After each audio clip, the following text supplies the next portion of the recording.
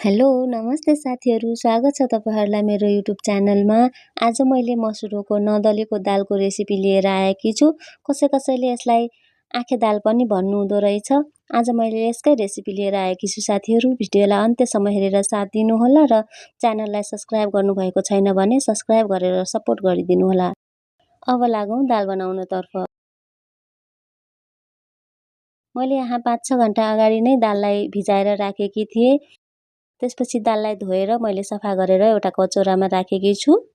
त्यसपछि दाल पकाउनको लागि मैले यहाँ एउटा कुकरलाई तताउन राखेँ। कुकर तातिसकेको छ। अब यसमा मैले थोरै तेल राख्दैछु। तेल तातिसकेपछि अब मैले यसमा थोरै मेथी राखेँ र थोरै जिरा पनि राखेँ। त्यसपछि मैले काटेर राखेको प्याज पनि यसमा राखेँ। प्याजको कलर यतिको भइसकेपछि अब यसमा थोरै लसुन थिचेर पनि राख्दैछु मैले।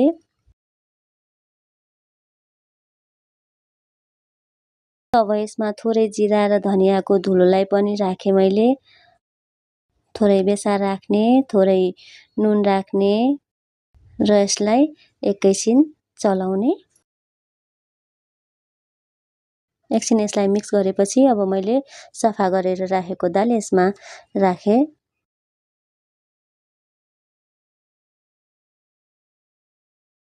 अब मैले यसलाई एकछिन चलाउँदैछु।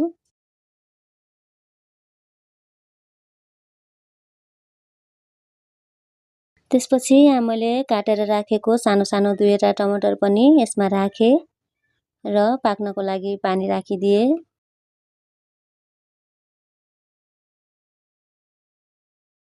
अब यति पानी राखेर हामीले कुकरलाई ढक्कन बन्द गरेर सिटी लाग्नको लागि छोडिदिनुपर्छ।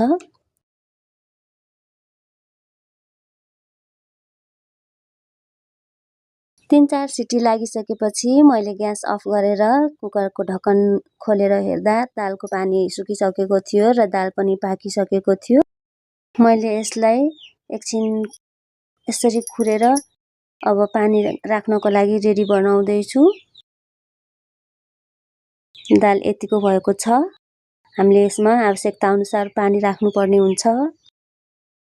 पानी राखेर एकछिन मजाले चलाइदिएर अब हामीले यसलाई उम्लिनको लागि छोडिदिनुपर्छ। र साथीहरू हाम्रो दाल पनि उम्लिसकेको छ र यो खानको लागि रेडी भइसकेको छ। हाम्रो भिडियोलाई अन्त्यसम्म हेरिदिनु भएकोमा धेरै धन्यवाद। यस्तै खालका फुड रेसिपी भिडियोहरू हेर्न चाहनुहुन्छ भने हाम्रो च्यानललाई सब्स्क्राइब गर्न नबिर्सिनुहोला। धन्यवाद। Bye bye.